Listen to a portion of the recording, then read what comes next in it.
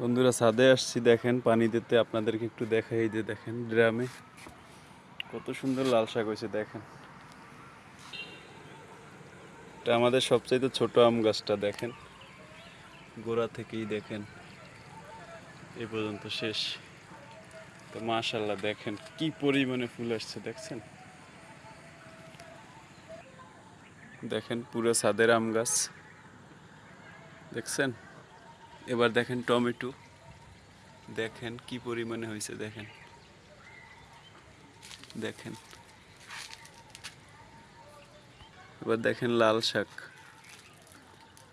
দেখেন এখানেও টমেটো আছে। দেখেন এবার হচ্ছে ধনিয়া পাতা, দেখেন সার ছাড়া। দেখেন কত পরিমাণ, দেখেন ধনিয়া পাতা হয়েছে। এবার দেখেন পালং শাক।